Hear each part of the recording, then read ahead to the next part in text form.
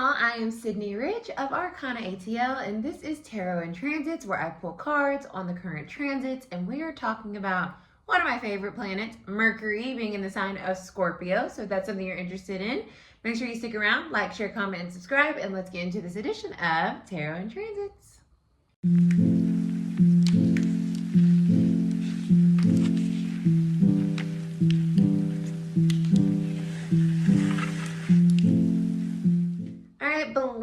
Welcome you guys. So I'm really doing this reading because I too want to know what the energy of this Mercury and Scorpio transit is giving.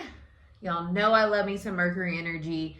As a Virgo sun and a Leo rising, I'm low-key ruled by Mercury. So whatever's going on in the mercurial world has some type of effect on me. So I love pulling on Mercury transits.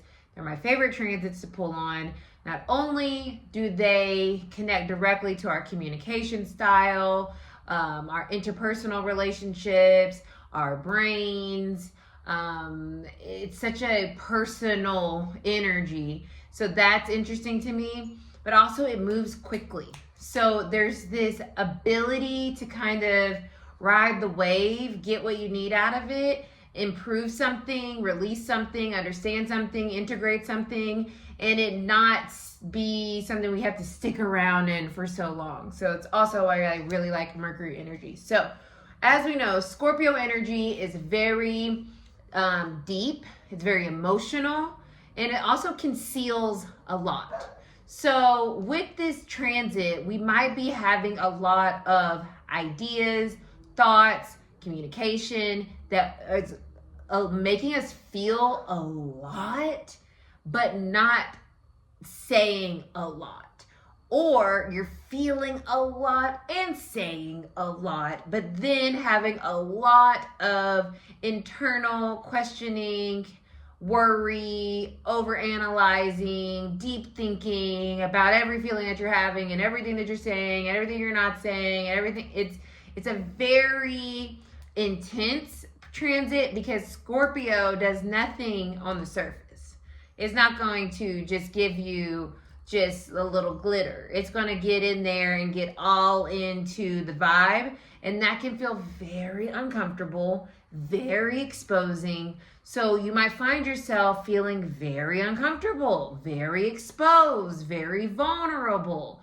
But it's important to not sting with that Scorpio tail, because that can poison something or make something toxic or create a emotional mental state that doesn't feel good, that doesn't feel nourishing, that doesn't feel positive, that doesn't feel helpful, but feels kind of like you are sequestered to this icky energy and there's no way around it, and you just have to sit in it and feel it and be it, and because that's that fixed component of Scorpio too. So this is a powerful transit, but Mercury doesn't love being in Scorpio because Mercury likes to communicate and Scorpio likes to conceal. So it can feel very dense, heavy. It can feel like a lot of private battles being fought that no one understands or sees. And it can also feel very transformative.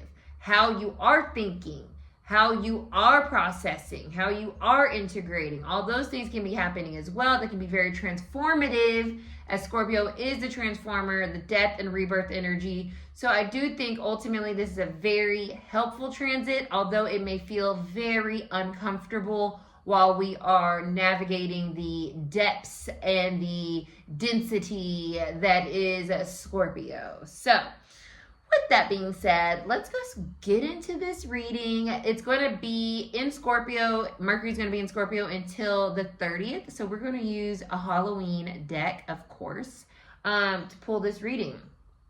And as I say, of course, all my Halloween decks are, not all of them are MIA, but the one that I wanted to use is not right here. So we're just going to use the Zombie Tarot to see what is this collective energy for Mercury and Scorpio. A very Mercury and Scorpio shirt I have on, by the way, right? Some unknown masked caller calling you and wanting to know your favorite scary movie. You know, that is a good representation of this energy. Someone wanting to know what really gets you, what really freaks you out, what really scares you. Scorpio is connected to our fears. So during this transit, there's a lot of fear being elicited, a lot of fear around what we are thinking and feeling and communicating or not. There's a lot of uncertainty about what happens when I say this or don't say that, or think this or don't think that. There's a lot of fear energy here in this Mercury and Scorpio energy. So let's unmask this baby. 10 of Hazards, or the 10 of Pentacles. This is about what we really want for our lives. We have to know what we want in order to manifest and cultivate and create it. All right. So Mercury goes deep, and that depth is uncomfortable, but it also provides stability overall to our lives, because we can't just operate on everything being easy and on the surface in order for something to be stable and real, right? This is a 10 of Pentacles. It is stability, but it's also the idea of, in order to have that stability, certain things might have to end for new things to begin. And in order to end death, right, something, and have a rebirth, Scorpio, we have to be willing to look at what we are allowing to be in our lives, how we are allowing our thoughts to show up in our lives, in our relationships, in our connections, how we are allowing what we have previously experienced, built, bought, right, invested in, has now, it's like, okay, where are we being a little too comfortable with what has been, where we're needing to like bring up, you know what, I don't like this, using the analogy of a home, I don't like this rug anymore. I don't like this rug anymore. I used to like it. It used to go really well with my decor, but my vibe has changed. And therefore, I need to get rid of this death and get a new one, rebirth, right? Because I want this new one to be much more, it's much more fitting to what I'm creating and building now. There's a recycling energy here, like purging is a better word. Very Scorpio. I'm feeling it real strong, y'all. The Empress. What are we creating? In order to create, we have to have understanding and care, nurture. Scorpio is of feminine energy, you know? It is ruled by Mars, co-ruled by Pluto, so it has a very masculine undertone to it, but it is a divine feminine energy. And so the Empress is here to say, how can we care for ourselves and others while we are upholstering or redecorating our lives through our purging of old mental fears or thoughts or realities, okay? There's a nurturing energy here that we need to give ourselves some grace, give other people grace, because it can feel scary. It can feel scary to do that. And we might want to hold on to fear because it's comfortable. Like this mom, I want to be a mom even though my daughter's a zombie. Girl, your daughter's a zombie. It's dead here. You know, let's move on. So there's something here as Empress energy is being activated in all of us, feminine, male, doesn't matter. We all have Empress energy, right? And there's this need to say, what are we holding on to that is no longer conducive or helpful or nurturing or nourishing to our overall life and what we are building and what we want to have.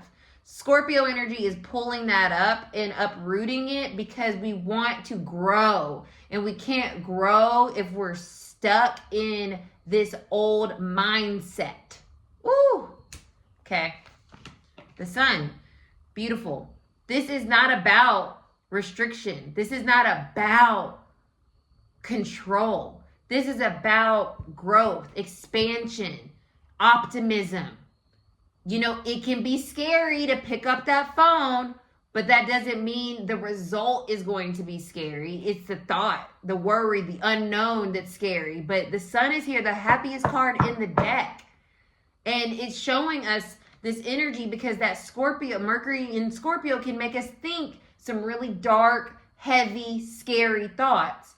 But they're coming up for us to realize what's not nurturing us anymore so that we can be happy. This is a time to be happy.